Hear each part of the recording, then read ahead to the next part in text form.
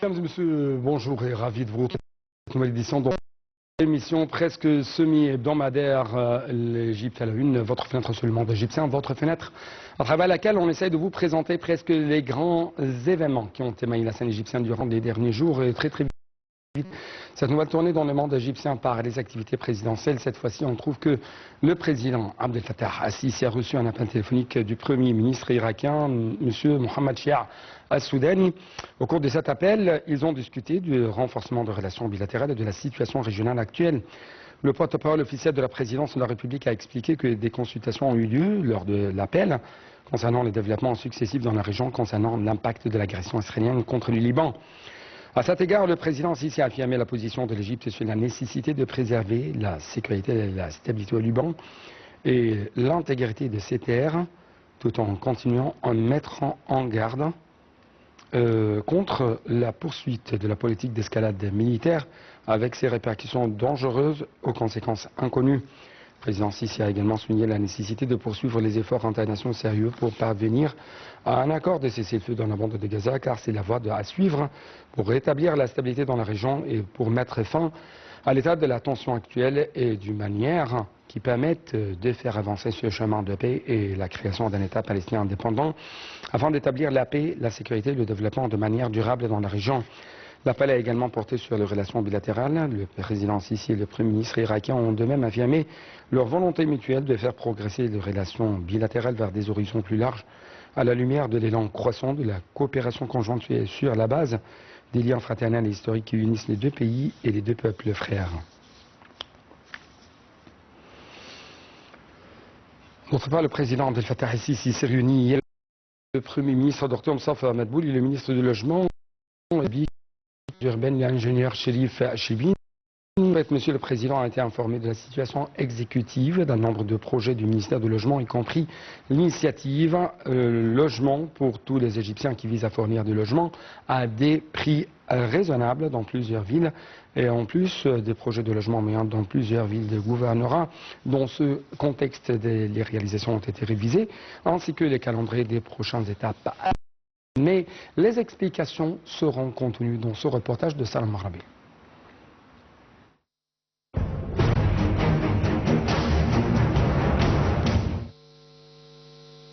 Lors d'une réunion avec le Premier ministre Moustapha Madbouli et le ministre du Logement, des Services publics et des communautés urbaines, l'ingénieur Cherif Chibine, le président Abdel Fattah al-Sisi a ordonné de continuer à accélérer le rythme des travaux de construction dans le cadre de l'initiative présidentielle et logement pour tous les Égyptiens.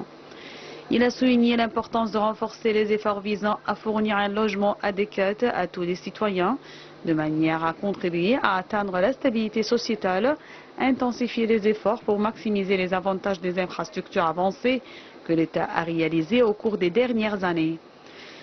La réunion a également abordé les plans de développement des investissements pour les zones urbaines, en particulier les zones côtières du nord-ouest, en mettant l'accent sur les zones situées au sud de la route côtière internationale, afin d'augmenter la valeur de leurs investissements et de maximiser leur rendement économique.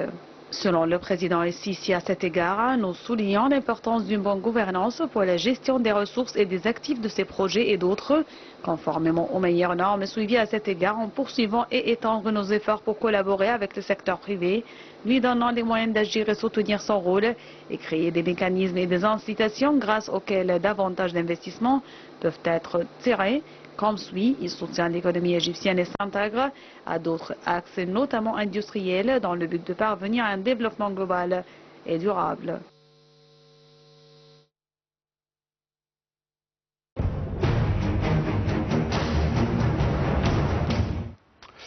Également, Monsieur le Président Abdel Fattah al-Sisi a reçu hier le suprême des autorités et des organes judiciaires en présence du ministre de la Justice, le conseiller Adnan Fangari. Le porte-parole officiel de la présidence, le président Sisi a félicité les juges égyptiens à l'occasion de la célébration de la journée de la justice égyptienne célébrée le 1er octobre de chaque année. Toujours Salam Marabi.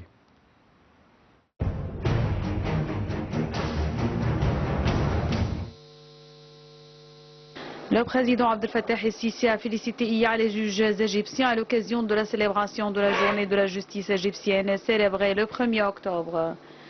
Lors d'une réunion avec les membres du Conseil suprême des autorités et organes judiciaires, le chef de l'État a exprimé sa profonde appréciation pour le rôle des autorités et organes judiciaires dans le renforcement de la justice et le système judiciaire en Égypte et le rôle des anciennes institutions judiciaires pour faire respecter une justice rapide d'une manière qui contribue à consolider la paix sociétale et à protéger le système de droit et de devoir d'une manière qui renforce la sécurité et la stabilité de la nation.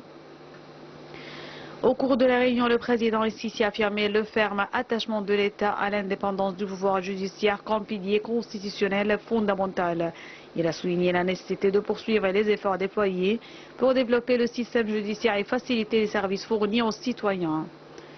Le ministre de la Justice a pour sa part exprimé son appréciation pour l'intérêt du président de la République pour le développement du système judiciaire à travers son souci de fournir les capacités nécessaires afin d'améliorer le travail des institutions contentieuses à leurs différents niveaux, ainsi qu'en œuvrant à renforcer l'indépendance du pouvoir judiciaire et sa capacité à accomplir sa noble mission. Les membres du Conseil suprême des organes et autorités judiciaires ont également affirmé l'engagement véritable de tous les membres et institutions du système judiciaire égyptien à déployer tous les efforts possibles pour instaurer la justice et l'état de droit conformément à la Constitution et à la loi. Ils ont exprimé leur remerciement au président Sisi pour son souci constant de préserver le statut du pouvoir judiciaire.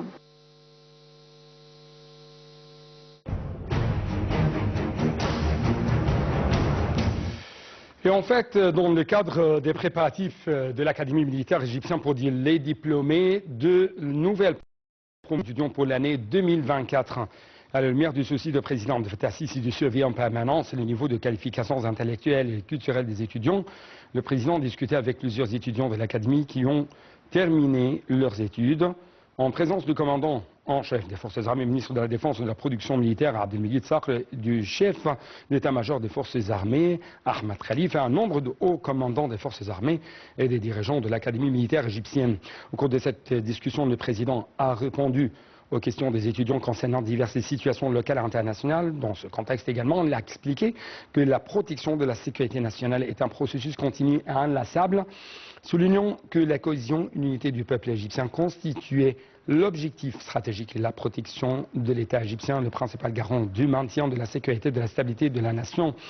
Le porte-parole officiel de la présidence de la République a déclaré que le président avait souligné également que les 10 dernières années ont démontré la conscience et la cohésion du peuple égyptien dans les circonstances difficiles que traverse la région. Le chef d'état-major a ajouté que les pays de la région ont leurs intérêts qui ne doivent pas entrer en conflit les uns avec les autres, soulignant dont le chef de l'État a ajouté que les pays de la région ont de leur intérêt qui ne pas entrer en conflit les uns avec les autres, et soulignant dans ce contexte l'importance de maintenir un dialogue stratégique entre eux dans le but de construire, de développer et de maximiser l'utilisation des capacités de leur pays et de leur peuple. En fait, au niveau des projets civils, on trouve que le président de Fattah Sisi s'est informé d'un certain nombre de dossiers liés au développement industriel et urbain dans le cadre de la stratégie de l'État visant à développer et à moderniser la base industrielle et des moyens de répondre aux besoins du secteur industriel en matière d'énergie nouvelle, renouvelable, notamment l'hydrogène vert, ainsi que des efforts en cours pour produire localement les équipements, les moyens de transport. À cet égard, Monsieur le Président a tenu une réunion dimanche avec le vice-premier ministre pour le développement industriel, ministre de l'Industrie et du Transport, Kamil Wazir, le président de l'autorité des affaires financières des forces armées, Ahmad Chazdi, le conseiller de président pour la planification urbaine, Amir Saïd, et le chef de génie militaire, Ahmad El Azazi. En fait, la Chambre des représentants envoie un message ici pour lui confirmer sa confiance et son soutien à sa politique. Avec plus de précision, la Chambre des représentants a envoyé ce message réaffirmant la confiance et le soutien de la Chambre à ses politiques intérieures et étrangères adoptées par M. le Président. La Chambre des représentants a affirmé qu'elle appréciait les efforts inlassables du président Sisi pour faire face aux répercussions de la crise économique mondiale sur les citoyens égyptiens, en particulier le groupe les plus vulnérables. Le Conseil a de même réaffirmé sa confiance dans le fait que l'État égyptien, grâce à la solidarité de tous ses citoyens loyaux, était capable de surmonter tous les défis et toutes les difficultés afin d'atteindre l'objectif de la construction de notre nouvelle République.